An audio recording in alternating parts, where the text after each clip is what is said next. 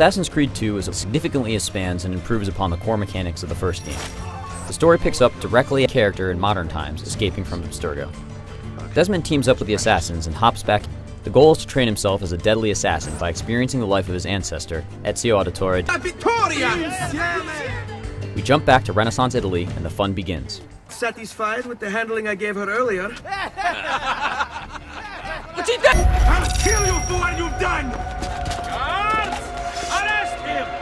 Right off the bat, the game sets up an intriguing tale of revenge in both the past and the present. There's solid story development, almost overwhelming at times. There's a lengthy in-game tutorial that holds players' hands as they do combat, hide, and of course assassinate their targets. The visual delight. The animations are still top-notch, and the dramatic music rounds out a high-caliber presentation.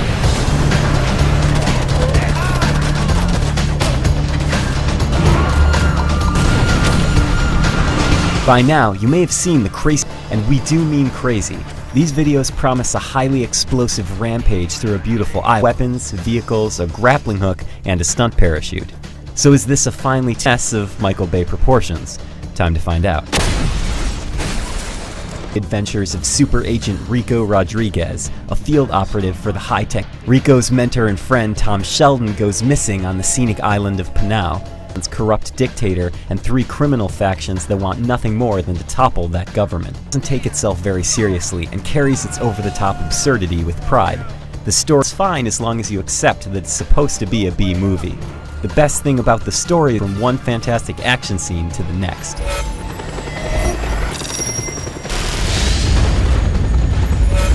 Just Cause 2 is one gorgeous game. L.A. Noire isn't like most video games developed by Rockstar.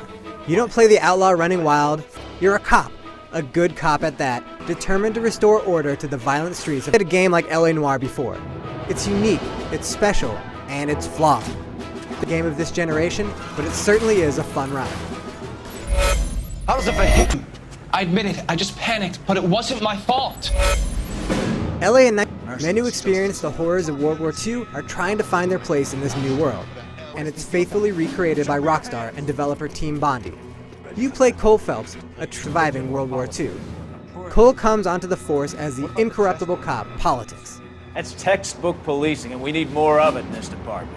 One of the things that makes L.A. Noire, which fully captures an actor's face. There's no animation involved. Every nervous cough is exactly what the actor did. These are real performances, often by character actors. In the end, the interrogations are little more than lengthy dialogue scenes similar to what but Mafia 2 is upon us. Set in the 40s and 50s, this 2K title puts the Tommy gun in your hands as you become Vito Scaletta, and this is a game that never truly reaches made man status, thanks to a few issues. You're gonna be sorry. The both of you. That's what Mafia 2 nails is setting you in Vito's shoes. The next cutscene to find out what was happening in Vito's life, and because the segments are produced so well. They have a cinematic feel that's perfect for this gangster. Things can feel a bit flat. Mafia 2 struggles with pacing. It'll make you perform the mundane task of driving across town just so you can go to screen tearing and lackluster textures on the graphics side. Empire Bay is a pretty city, but it's also a lifeless one. Don't get me wrong, although there are times when you can roam the map at your leisure, there's nothing really to do. There aren't going to be side missions or strangers to help in this one. There's nothing wrong with having a linear, story-based game. But the giant map filled with icons is a bit misleading, and making me drive around it at least. Mafia 2 is your flagship racing series, but you'd expect nothing less coming from Criterion, the studio behind Hot Pursuit and the Burnout games. In fact, Most Wanted is a racing game for people who don't usually buy racing games. Explore back roads and rooftops, beaches and factories. But Most Wanted, as its title suggests, also encourages deviance. You'll break the speed limit, ram police cars into oncoming.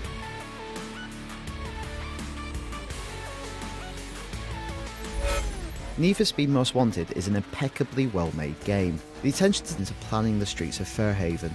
At first, the city seems limited, a little samey and urban, but over the course of the game you'll explore its hidden depths and see sides you never knew existed. Carries on. So if you were being chased by the police at the end of your last race, they'll still be on your tail when it's over.